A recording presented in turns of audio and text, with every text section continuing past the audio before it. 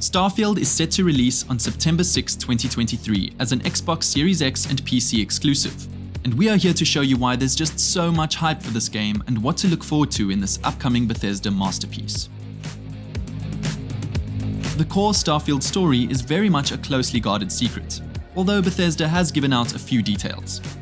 We know that Starfield takes place in 2330, 20 years after two of the largest factions in the galaxy, the United Colonies and Free Star Collective, engaged in a bloody colony war for territorial control.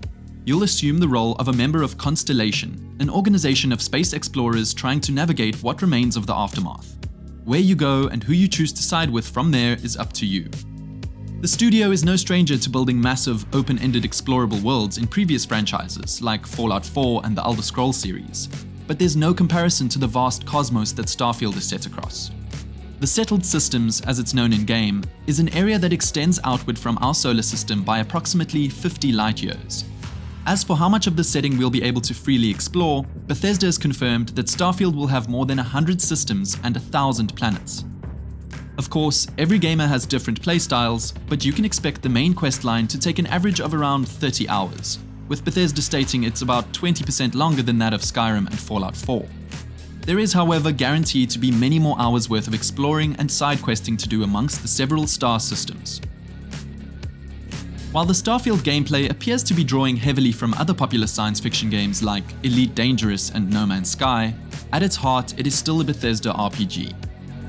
If you've played any of the studio's previous games, you'll know what that means. The game will pay special attention to resource management, exploration, crafting, and real-time combat, mainly with futuristic firearms in Starfield's case. Staying true to Bethesda's flavor, you'll be able to switch between a first and third-person perspective at will, depending on the situation or simply what you prefer. Several of Bethesda's fan-favorite features will return in a new and hopefully improved format, such as lockpicking and building your outpost, but there will also be a few completely new additions to complement the planetary exploration theme.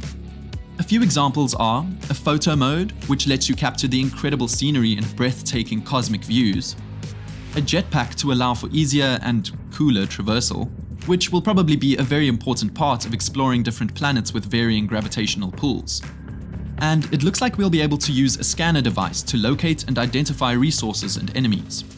We know that each planet will have unique flora and fauna, or flowers and animals if you want to be fancy about it, that are native to the planet's environment.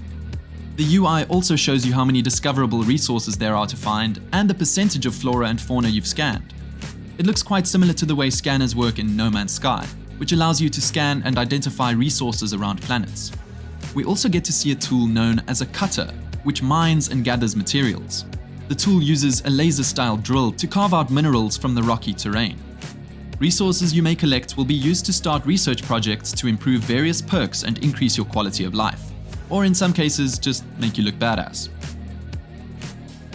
Starfield really dedicated a lot of time to the customization of your character, ship, and outpost.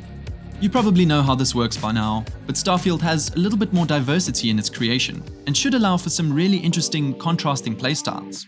Here are a few things we know so far. You'll be able to choose one of a number of personnel record options. These are character templates you can use to get a quick start in-game. However, you can also choose one of these and customize it further, with some of the options you'll find below. There will be 40 of these templates in total. This dictates how muscular, thin, or heavy your character's body is, its walk style, skin tone, and other things. These options appear to be male-coded and female-coded when it comes to body type and walk style. However, the fact that there's no gender limitations on these options should let players choose exactly how they want to be represented in-game. This promises to be one of the most advanced character creation tools Bethesda has ever presented to players, and the options are staggering when compared to their previous titles.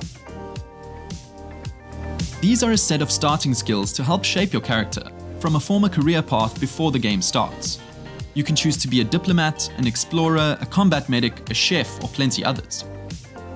Each choice not only gives you 3 different skills to start the game with, but can also open up unique dialogue options if your past life has skills that become useful in a situation. It's basically a way of kickstarting your space life, and there are 2 ways to approach this. You can either use these Starfield backgrounds and starting skills to roleplay a character, or you can just try and pick out some useful things that might help. More helpful characteristics that you can assign to your character come in the form of traits. These are perks that give you certain bonuses regardless of your background, and can be used to either complement or expand your initial playstyle. A couple examples of these that we know about are Kid Stuff, which automatically sends 2% of your credits home to your parents every week, or the Neon Street Rat, which allows you to gain access to special dialogue options and better rewards from some missions on Neon. Crime bounty by other factions is also greatly increased. Ship customization is another pretty interesting addition that Bethesda has added to Starfield's gameplay. Whatever ship you create will function according to the building blocks you've unlocked, bought, and used. It means that players can affect the ship's speed, jump distance, armor, and plenty more by construction, picking and using different pieces in a modular system that will see you balancing choice and compromise. So it's not just a cosmetic system then, and you'll have to juggle resources and budgets to trade off between what you want and what you can actually afford to create in Starfield. Ship customization lets you build, modify, and crew any spaceship you own, using a ship technician in every spaceport. They'll let you buy or sell parts, make repairs, and so on. By selecting differently branded pieces in a modular system, you can customize a huge array of stats: mobility, top speed, mass, different types of damages, including ballistic, laser, and missile, your hull and shield, which represents your health bars for your ship, your cargo, which is how much you can store on board, your crew, which affects how many people can be distributed into different modules of the ship, such as cockpits, engine rooms, or habitats, and your jump range in light years, which governs how far you can travel between star systems. Crucially, how much cargo weight you're carrying seems to affect jump fuel consumption. The versatility of this system means you can make anything within the rules and budgets. Sleek-looking fighters, bulky warships, squat cargo carriers, and so on. You'll be able to board and steal other ships, whether they attack you first or you decide to go full-on space pirates and just murder everyone on board a ship that you like. You can fly a ship around the moment you clear out its crew, but to be able to mod, customize, or use it in any meaningful way in the game, you will have to pay a fee to register it. Throughout your journey, there are various wacky and whimsical characters who you'll meet and interact with. And there's a lot of dialogue in this game, well over double the number of lines in Fallout 4, and more than quadruple the number in Skyrim. In certain situations, you can be prompted to try and persuade an NPC to do something beneficial for you by using the art of Persuasion. This is a separate, distinct part of an NPC interaction that you can opt into during normal dialogue. The Starfield dialogue system is more of a classic Bethesda-style setup according to Todd Howard, and from what we've seen, it certainly looks like a reworked version of the classic Oblivion system. Players are presented with a list of choices, while you can look at facial expressions to judge mood and responses to your attempts so far. The Persuasion dialogue minigames include a persuasion bar that you need to fill, and answers with both a point value and a traffic light danger rating. Green options appear to indicate safe and usually low scoring responses, like +1 point, while red marks riskier but higher scoring options, like +5 points.